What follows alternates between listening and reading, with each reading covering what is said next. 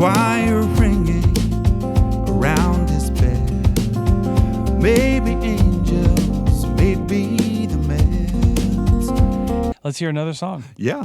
Well, this one, we're talking about my son's heart transplant. This is a song he had after the transplant. It's not that uncommon to have, because you're on the heart-lung machine for a while, to have hallucinations afterwards. So he actually had auditory hallucinations, which are kind of rare, where he was hearing these singing voices off in the distance. Wow. and he didn't realize, he thought it was just something out in the hall, and then they changed rooms, and he kept hearing it. And he's like, Dad, I think I might need to talk to the counselor. Yeah. Something's going on. But apparently, is that like they said one of the other patients, every time this particular nurse walked in, she had Medusa hair. Oh, so yeah. could have been worse. Oh, wow. So this is a song about his auditory hallucinations. Okay. Yes.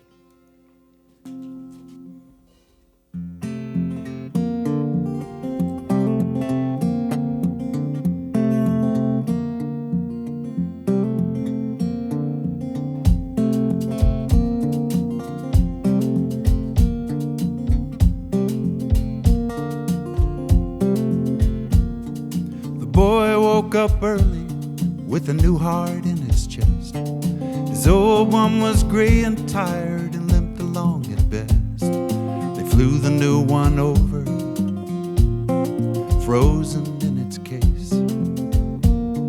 The surgeon spent 12 hours putting it in place. He started to hear singing far off to the right, echo and a reverb morning and night. It takes a couple hazy days of looking around to figure out that no one else is hearing that sweet sound. He hears singing in his head, a choir ringing around his bed. Maybe angels, maybe singing in his head.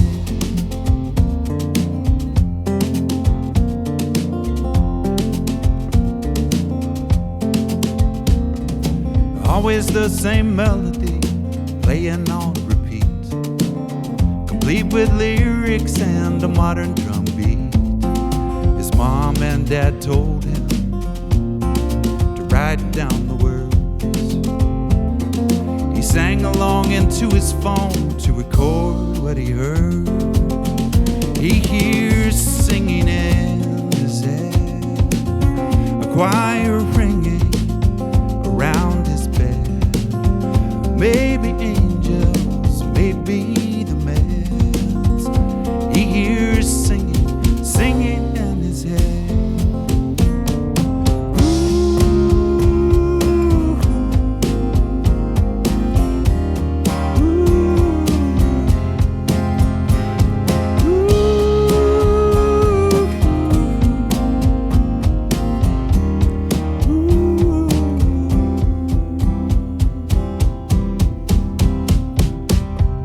In the hallways, clear as a bell, humming from the air vents and in the stairwells, the heavenly chorus helping him along, telling him don't worry, listen to this song. He hears singing in his head, a choir ringing around his bed. Maybe angels, maybe the meds. He hears singing, singing in his head, singing in his head.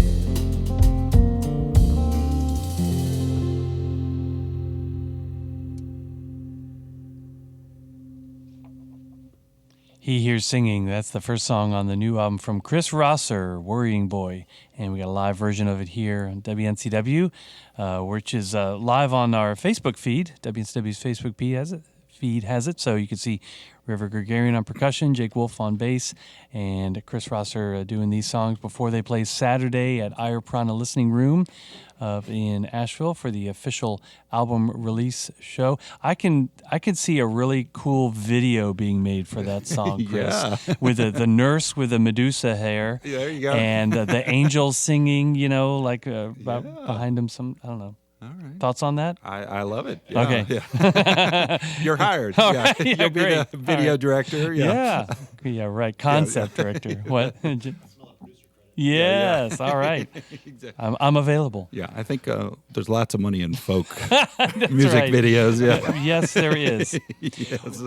Well, actually, that's a perfect segue, as we say in the radio world here. There's something I wanted to bring up with you, which I don't really get to bring up with many musicians. We talk about the issues of being a musician, like the challenges and the opportunities, whether it's like, life in the van or sleeping in hotels, being away from home and all that. Here's something that you have had, I think, some pretty good success with: grants.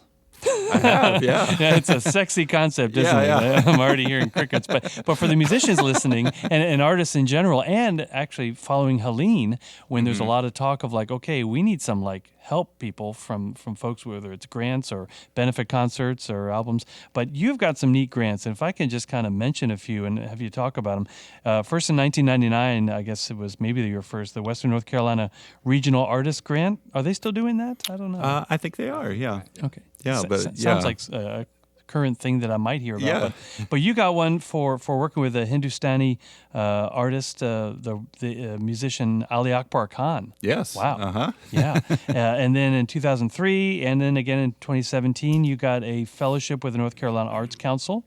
Cool. Chamber Music America got you all in Free Planet Radio a grant, 2014, to work with that Opal String Quartet. Yeah. Ended up in being an album we did together. Yeah. Yeah. Great.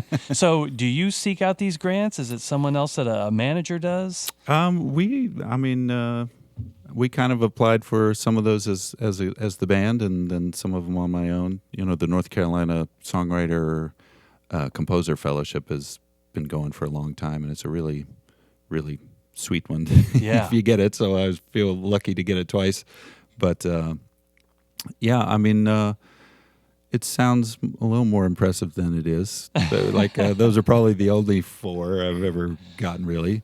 River has his Asheville Rhythm organization that they get lots of grant money and funding from arts councils and things like that. But yeah, that seems to help people who do like non-popular music. It's a way to keep that music alive, and I think that goes back a few hundred years. And Yeah. being funded by different families, or sometimes wealthy family. Sometimes wealthy families help a lot of musical entrepreneurship throughout our history in music making, especially out to the masses. So we're very grateful for that. Yeah. For the styles of music that maybe don't net a whole lot of money, like Yeah, Taylor and it don't make Swift it to the style. radio. A kind of music that doesn't make it from like hit record sales and stuff. If you can't get those 5 million streams to get your $5, and you have to get it some other way. So Yeah. Yeah.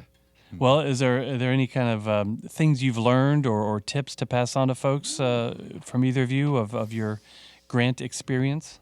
I don't know. The main thing is you won't get it if you don't apply. So there's always a lot of hoops you got to jump through. So Yeah.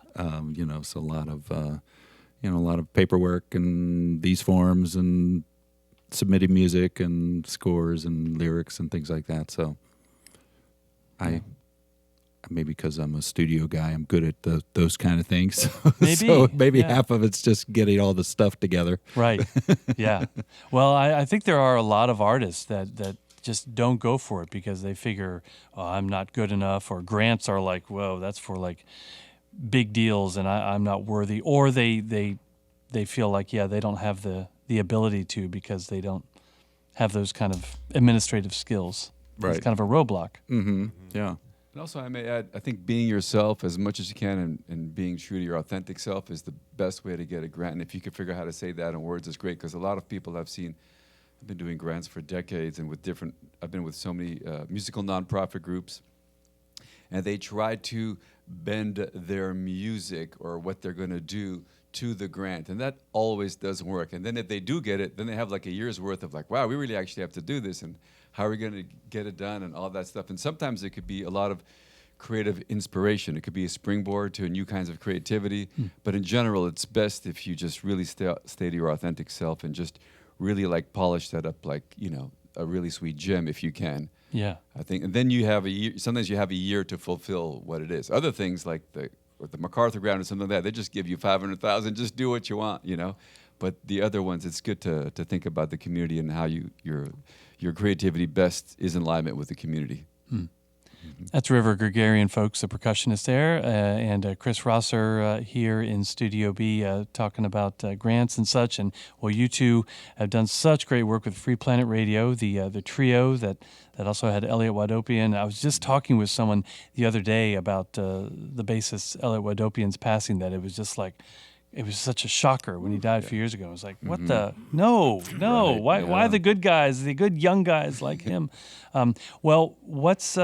is anything in the works with Free Planet Radio? I feel like sometimes I hear rumblings. I mean, we're always playing. We've mostly been playing as a duo, and then we get special guests like the amazing Jake Wolf when he's available. And we've done some collaborations with an Indian classical dancer, Aparna Keshavaya, and Adam Malouf and Jane Kramer. And, you know, we always try and mix it up, especially locally, just to keep people from getting sick of us. Cool. We Well, have something coming up maybe with Casey Dreesen at the White Horse in March, and we're just getting word on that too. He's a fantastic player too. that would be exciting to Yeah. have Casey Dreesen, the fine fiddler, join you all. I can see that happening. He did that really neat album of songs from various countries around the world. So yeah, that fits. Free Planet Radio, just you're such a cool song catalog that I'm glad that you can still do stuff to perform the music. Yeah, I mean, even before Elliot passed away, he says, "Folks, I'm not sure how much longer I'm going to be in the business." I think he really meant on the planet because he always thought he would retire, and the joke was like he actually never retired. He just passed away, you know. And he really wanted the music to go on. And actually, what was really weird is, the 2 or 3 months before he passed away, he charted all of his parts from all the records in like a 50, 60 song repertoire we had. He charted them all, knowing that maybe one day somebody would, play those parts or something. Wow. It was really weird. Boy. All right, so he's a prophet as well as a bassist and just a great guy. Wow. Neat. Elliot Wadopian.